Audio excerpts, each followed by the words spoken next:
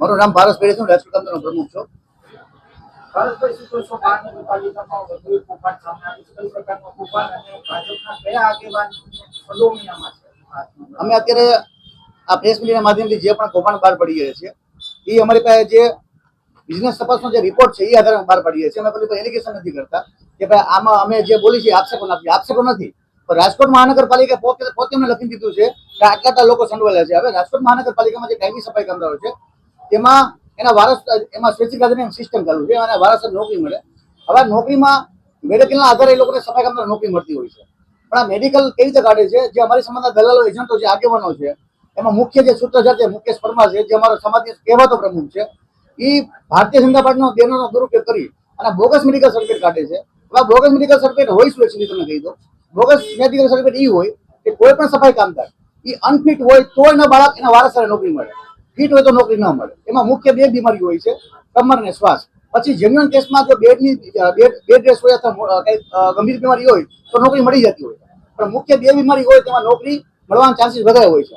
હવે આ કમર અને શ્વાસમાં આ લોકો એવું કર્યું છે, કોઈ પણ ફિટ કામદાર હોય જે કામ કરી શકે પરિસ્થિતિમાં હોય. ઘણા બધા વોર્ડ એવા છે જે સફાઈ કામદારો નિવૃત્ત થઈ ગયા છે અને એ જ વોર્ડનો કોન્ટ્રાક્ટમાં કામ કરે છે. હવે જે સફાઈ કામદાર અનફિટનું સર્ટિફિકેટ રજૂ કરે છે એ એમ કહે છે કે હું ફિટ નથી ભાઈ, મારી કામગીરી તાકાત નથી, તો એ વોર્ડમાં કોન્ટ્રાક્ટમાં કામે શું કામ કરે? અને પાછા એ જે કામદાર છે એ કોન્ટ્રાક્ટની જગ્યાએ બધા પ્રાઇવેટ કામે 50,000 ના કરતા હોય સાઈડમાં. આ કોઈ ગંભીર મુદ્દો છે. બોગસ મેડિકલમાં શું કરે છે અમારી સમાજના આગેવાનો અત્યારે રાજકોટમાં એટલા બધા ઉપસી એવા છે, કારણ કે એને એવું છે કે અમને અમારી પાસે ભારતીય જનતા પાર્ટીનું બેકગ્રાઉન્ડ છે, અમને બચાવી છે ગમે એ વ્યક્તિઓ. પણ કાયદાનું જયારે કામ કરતો હોય ત્યારે કોઈ પક્ષની તાકાત નથી કે કાયદાની સામે કોઈ પડે. આજે દર વખતે અમે આ બાબતની રજૂઆત પણ કરી હતી કે આ લોકો ભારતીય જનતા પાર્ટીનો દુરુપયોગ કરી અને બોગસ મેડિકલના મોટા ભાઈ સેટિંગ કરે છે. અત્યારે 127 જણા જે રાજીનામા મંજૂર કર્યા એમાંથી મોટા ભાગના લોકો છે એ ફિટ છે, કામ કરી પરિસ્થિતિમાં છે, છતાં લોકોને અનફિટ જાહેર કરી અને એ લોકો રાજીનામા મંજૂર કરી નાખ્યા. આ બાબતે એ લોકો એક કામદાર દીઠ 2 લાખથી લઈને 3 લાખ સુધીનો ટોળ કર્યો છે. અમારા પાસેના પુરાવા છે, આવનારા દિવસોમાં એ પુરાવા બહાર પાડશું. ધીમે બધા અમે પુરાવા બહાર પાડશું.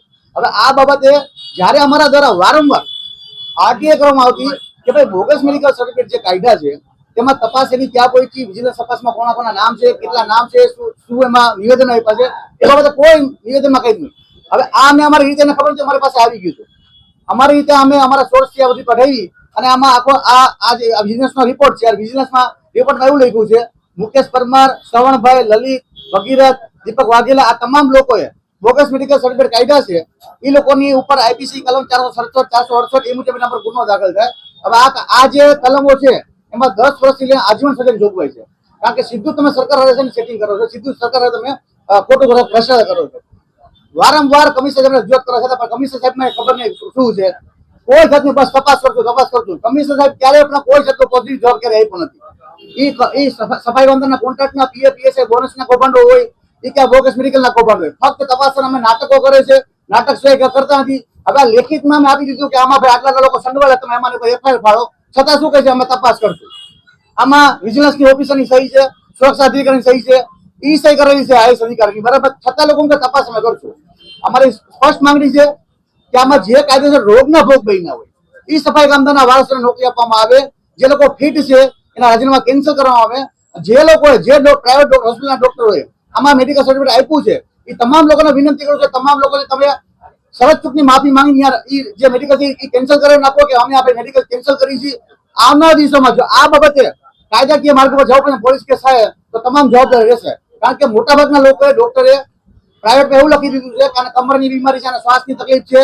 અને આ જે ઠરાવ કર્યો રાજકોટ મહાનગરપાલિકાએ નવો ઠરાવ, એ ઠરાવમાં ક્યાંય પણ એવો સ્પષ્ટ ઉલ્લેખ નથી કે સફાઈ કામદારને પ્રાઇવેટ મેડિકલના આધારે રાજીનામા મંજૂર કરવા.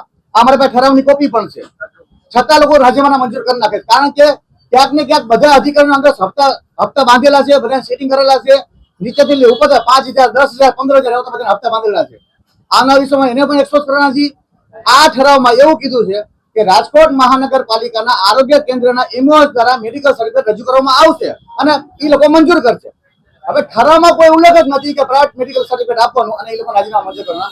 આ લોકો રાજીનામા મંજૂર કઈ રીતે કરે? દરેક આરોગ્ય કેન્દ્ર તમે તપાસ કરી લો, ત્યાં નથી એક્સરે નું મશીન, ત્યાં બીજા કોઈ મશીન નથી તપાસ કરવાના. જ્યારે સિવિલ હોસ્પિટલમાં ત્યાં બધા મશીનો છે, કમરના ફોટા પાડે, એના એક્સરે કરે, એના બધા રિપોર્ટ કરે. આરોગ્ય કેન્દ્રમાં કોઈ એટલી સુવિધા નથી.